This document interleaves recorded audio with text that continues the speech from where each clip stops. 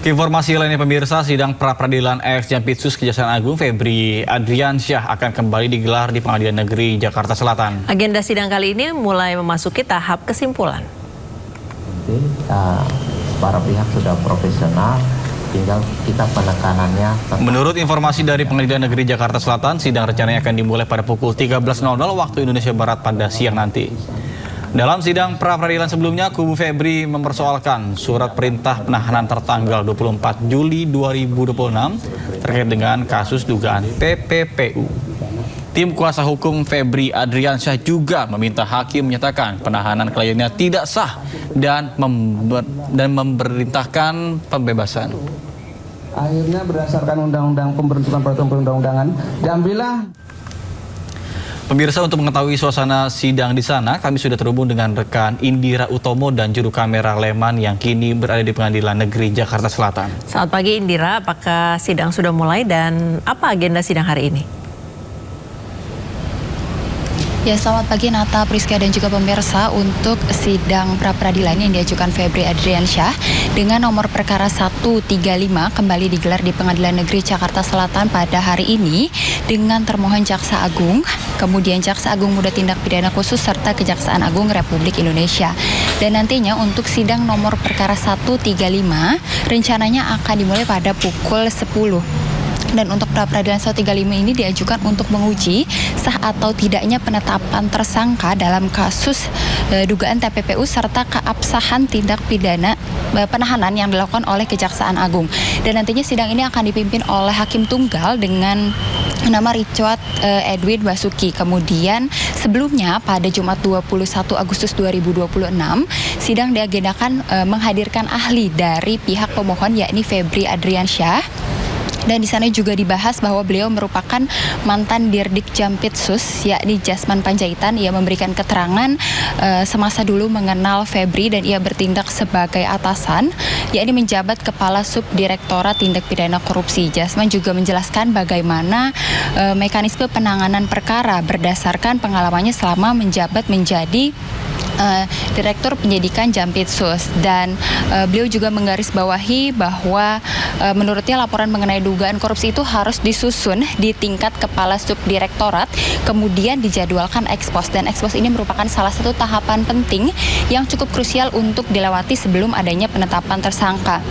Dan Jasman juga menegaskan nantinya setelah ada ekspos itu nanti akan ada agenda begitu dengan para pimpinan untuk menetapkan status tersangka begitu. Dan hari ini nantinya sidang akan dilanjutkan dengan pemberian berkas berupa bukti-bukti dan juga adanya ahli dan saksi dari pihak Kejaksaan Agung sekitar pukul 10. Dan kemudian untuk nomor perkara 134 nantinya akan dilanjutkan pada pukul 1 siang dengan agenda pembacaan kesimpulan. Sementara itu Nata dan juga Priska. Ya, baik, terima kasih Indira Utomo dan juru kamera Leman melaporkan langsung dari Pengadilan Negeri Jakarta Selatan. Selamat bertugas kembali. Ya, pemirsa, usai sudah Sindo Today hari ini dan jangan lupa Anda bisa mendapatkan informasi terkini dan terbaru di kanal YouTube Sindo News atau melalui portal menghadirkan berita daerah, nasional dan internasional lengkap di sindonews.com. Mewakili kerabat kerja yang bertugas, saya Nata Arman dan rekan saya Priska Papilyaya pamit undur diri. Terima kasih dan sampai jumpa.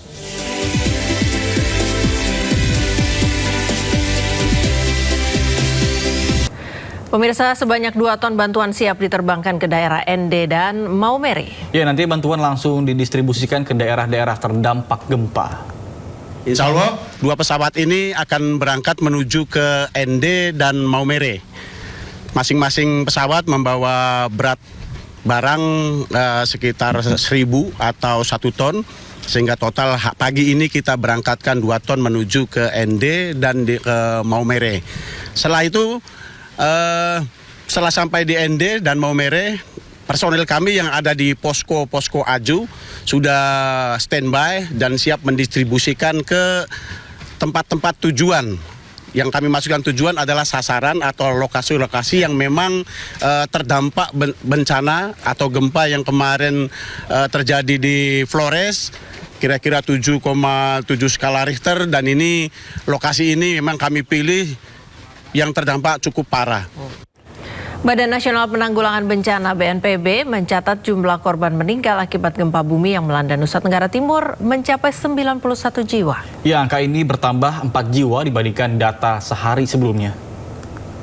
Saat ini, hingga pukul 16 waktu Indonesia bagian Barat, Minggu 23 Agustus 2026, jumlah korban meninggal sebanyak 91 jiwa atau bertambah 4 jiwa dari hari sebelumnya. Dengan rincian Manggarai 32 jiwa, Manggarai Timur 31 jiwa, Sika 6 jiwa, ND 2 jiwa, Manggarai Barat 1 jiwa, Nagekeo 14 jiwa, Ngada 5 jiwa. Adapun luka akibat gempa bumi ini sebanyak 1.286 jiwa. Manggarai Timur merupakan kabupaten yang mengalami luka yang paling banyak sebesar 643 jiwa. Kemudian disusul Manggarai Barat sebanyak 504 jiwa. Saat ini, data pengungsi yang ada di pada kami bertambah lagi menjadi 161.084 jiwa. Adapun 3 kabupaten yang paling tinggi adalah Kabupaten Manggarai, pengungsinya sebanyak 46.519 jiwa. Kabupaten Nagekeo 34.256 jiwa dan Kabupaten Manggarai Timur 31.372 jiwa. Pemirsa, Menteri Desa dan Pembangunan Daerah Tertinggal Yandri Susanto menyampaikan langkah pemerintah dalam menangani dampak bencana di desa. Ya, pemerintah kini mulai memetakan kerusakan dan juga kondisi warga yang terdampak. Di sela pelantikannya sebagai Ketua Umum Ikatan Keluarga Seganti Setungguan, Yandri menyampaikan perkembangan penanganan dampak bencana di desa. Kementeriannya telah mengirim tim untuk melihat kondisi warga, sarana prasarana, serta keberlangsungan pelayanan publik. Pemerintah kini mematangkan data tingkat kerusakan mulai dari rusak berat, rusak ringan, hingga kondisi yang mengalami kelumpuhan akibat bencana. Data tersebut akan dikoordinasikan dengan kementerian dan juga lembaga terkait.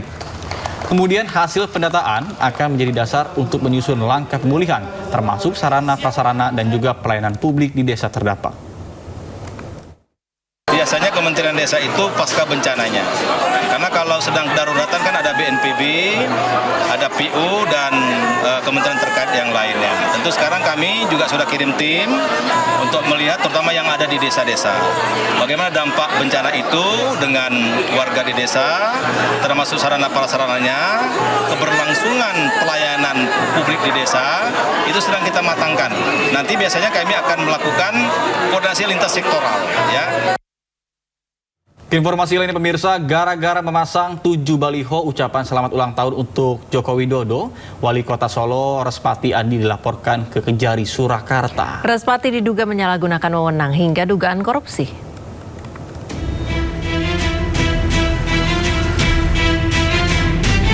Curiga ada penyalahgunaan wewenang dan tindak pidana korupsi dalam pemasangan baliho ucapan selamat ulang tahun untuk Joko Widodo.